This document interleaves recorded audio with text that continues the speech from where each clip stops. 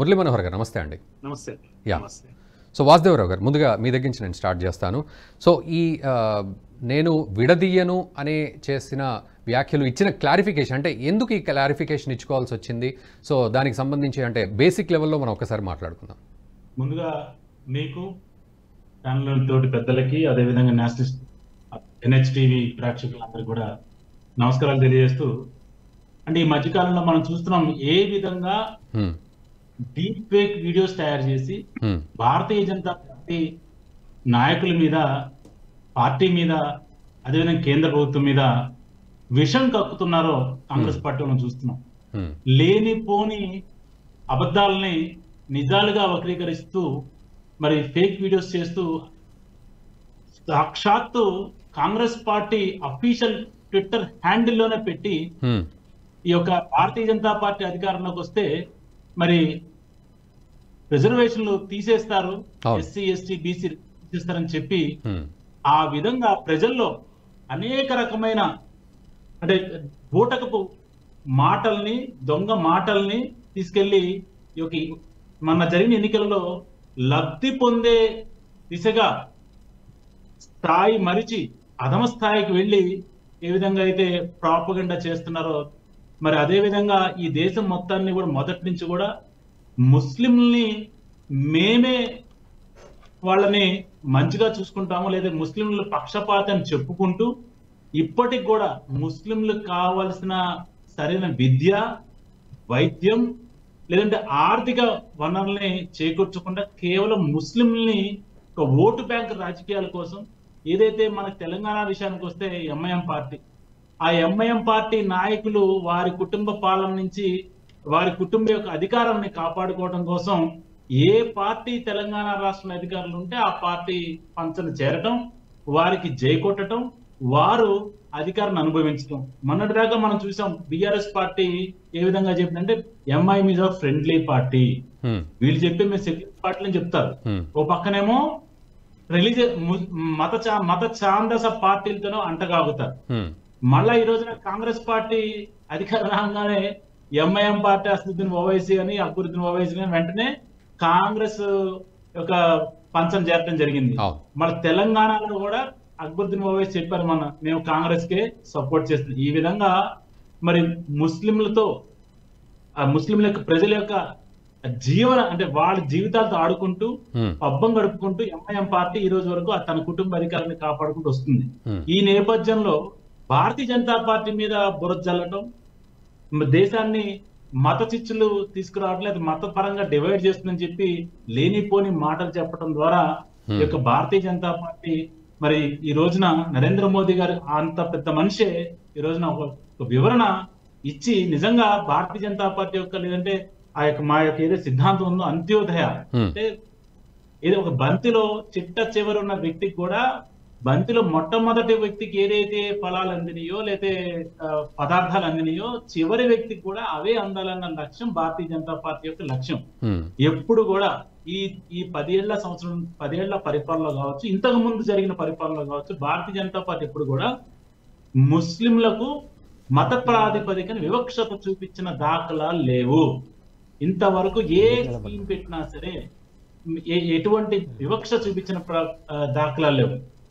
PM స్వయం నిధి పథకం, నేను ఒక చిన్న విషయం చెప్తాను. ఖమ్మంలో PM స్వయం నిధి పథకం అంటే వీధి వ్యాపారులకు 10,000 రూపాయలు, 20,000 రూపాయలు ఆ విధంగా లోన్లు ఇవ్వడం జరిగింది.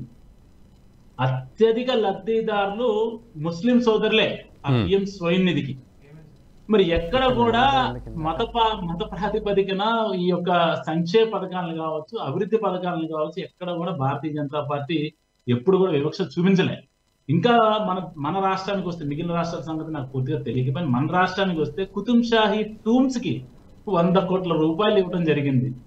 కుతుబ్ షాహీ టూమ్స్ కి ఈ రోజు ఇంతవరకు ఏ ప్రభుత్వం కూడా అంత, అంటే మా కిషన్ రెడ్డి గారు, గౌరవ కిషన్ రెడ్డి రాష్ట్ర అధ్యక్షులు మరి సాంస్కృతిక శాఖగా ఉన్నందుకు వారు కేవలం ఈ యొక్క తెలంగాణలో కుతుబ్ షాహీ టూమ్స్ కి, అంటే వారి యొక్క చరిత్రని, వారి యొక్క పరిపాలనని మరి ప్రజలు గుర్తించే విధంగా దానికోసం దాదాపు 100 కోట్ల రూపాయలు ఇవ్వడం జరిగింది. మరి అదే విధంగా సాలార్జంగ్ మ్యూజియంలో మన మీకు తెలుసు ఎవరి యొక్క చరిత్ర ఎక్కువ ఉంటుందనేది, దానికి కూడా 21 కోట్ల రూపాయలు ఇవ్వడం జరిగింది.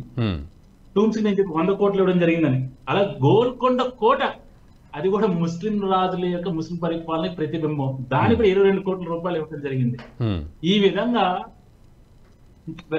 ముస్లింల యొక్క పాలకులు కావచ్చు, వారి పరిపాలన కావచ్చు, వారి యొక్క చారిత్రాత్మక కట్టడాలను కావచ్చు, ఇంకా చెప్పాలి చార్మినార్ కూడా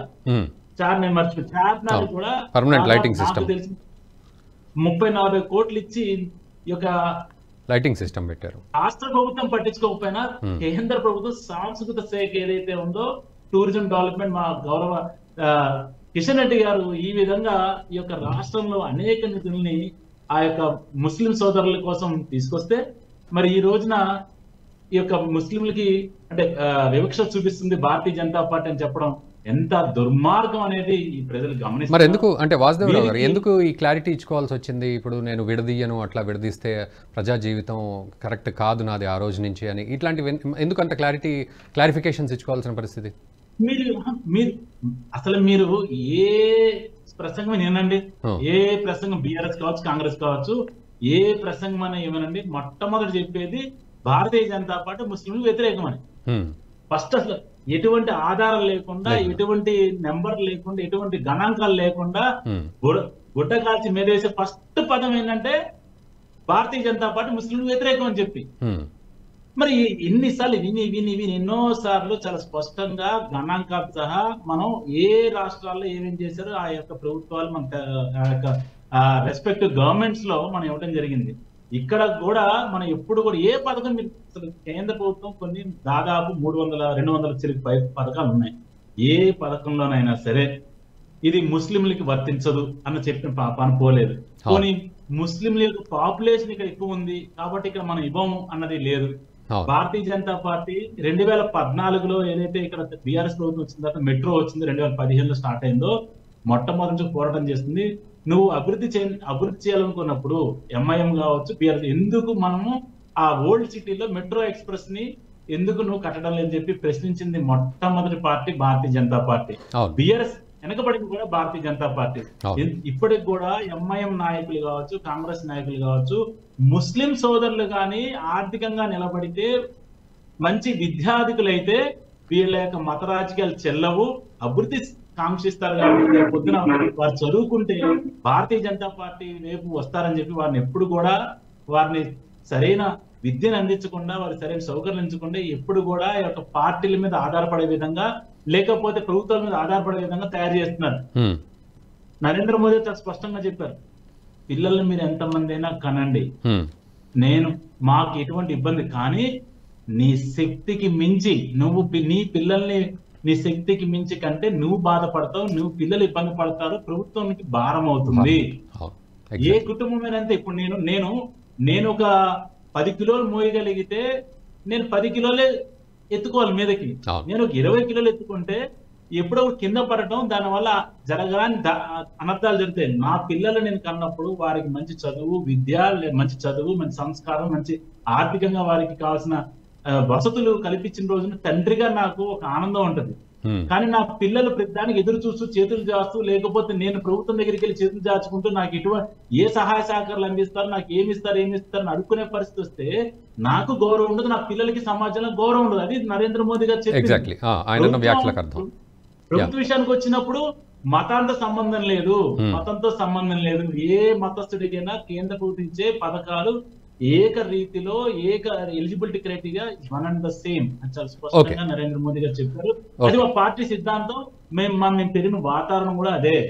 ఈ వీడియో మీకు నచ్చినట్టయితే లైక్ చేయండి, 10 మందికి షేర్ చేయండి. అలాగే కామెంట్ల రూపంలో మీ అభిప్రాయాలను మాతో పంచుకోండి. Nationalist hub group of channels ను సబ్స్క్రైబ్ చేసుకుని తెలుగునాట జాతీయవాద జర్నలిజాన్ని ప్రోత్సహించండి. ఈ వీడియో కింద ఉన్న బెల్ ఐకాన్ పై క్లిక్ చేయడం మర్చిపోవద్దు.